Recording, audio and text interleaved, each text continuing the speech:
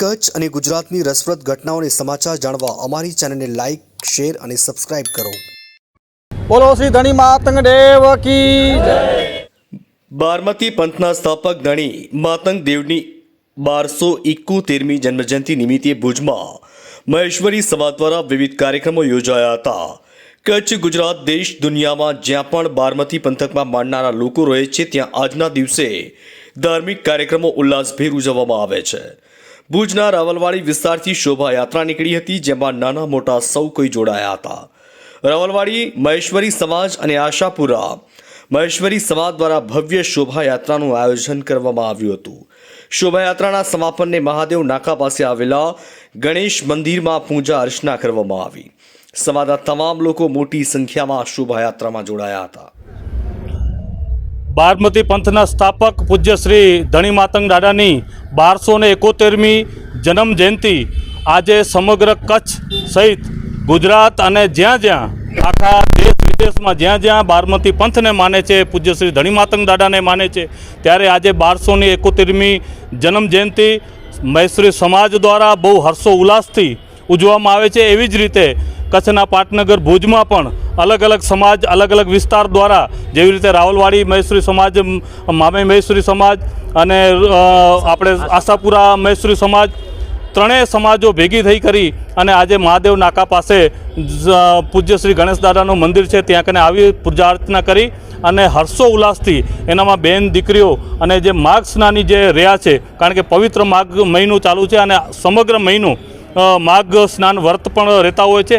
એ વ્રતધારીઓનો આવતીકાલે વ્રત પણ પૂરો થશે, ત્યારે સમગ્ર દેશવાસીઓને, સમગ્ર ગુજરાત અને કચ્છના સૌ ધર્મપ્રેમી આગેવાનોને, ધર્મપ્રેમી પ્રજાને આજના દિવસે ધણી માતંગ દેવની જન્મજયંતિ નિમિત્તે સૌને હાર્દિક શુભકામના આપીએ છીએ. પૂજ્ય શ્રી ધણી માતંગ દાદા સૌને શાંતિ, સંપત્તિ, તંદુરસ્તી અને નિરોગી રહે અને કચ્છમાં હંમેશા ભાઈચારો અને એકતા કાયમી જળવાઈ રહે એવી આજના દિવસે શુભકામના. મહા મહિનામાં મહેશ્વરી સમાજના વ્રતધારીઓ દ્વારા માઘ સ્નાનનું ચુસ્ત પાલન કરવામાં આવે છે. આવતીકાલથી માઘ સ્નાન પણ પૂર્ણ થઈ રહ્યા છે, ત્યારે માઘ સ્નાનના વ્રતધારી પણ મોટી સંખ્યામાં આ શોભાયાત્રામાં જોડાયા હતા અને હર્ષોલ્લાસપૂર્વક ધણી માતંગ જયંતિની ઉજવણીમાં સહભાગી થયા હતા.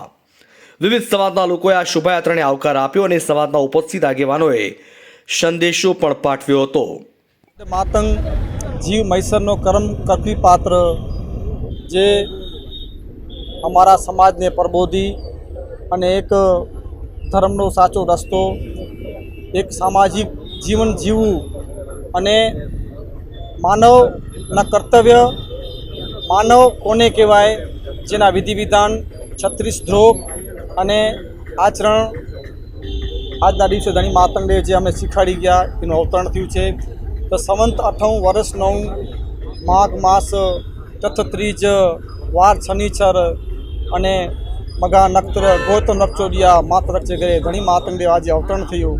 તો આજે મહેશ્વરી સમાજનું એક મોટો દિવસ, જે સમાજ ભાવપૂર્વ આ તહેવાર ઉજવી રહી છે. તો આજે ધણી માતંગ દેવ આ સમાજને જે નીતિ નિયમ આપ્યા કે 3 યુગ ગત તમે તળી તળ્યા, ચોથી ધણી માતંગ દેવ આ સમાજનું હાથ પકડ્યું અને સમાજનું ઉદ્ધાર કર્યું. તો આજને દિવસે સમસ્ત વર્લ્ડ મેઘવાર સમાજ, મહેશ્વરી સમાજ જે છે, ધણી માતંગને એનો પ્રસંગ ઉજવે છે અને માતંગ દેવના જે નીતિ નિયમ પ્રમાણે કર્મ અનુસાર કે જે કર્તવ્ય માતંગ દેવે આપણે બતાવ્યા એ નીતિ પ્રમાણે હાલે છે. તો આજનો દિવસ જે અમારા માટે એક સુખનો સૂરજ, જે માતંગ દેવ તરીકે અમે પૂજીએ છીએ. તો માતંગ દેવ છે અમારા મસીહા છે અને એને આજે નમન કરીએ છીએ.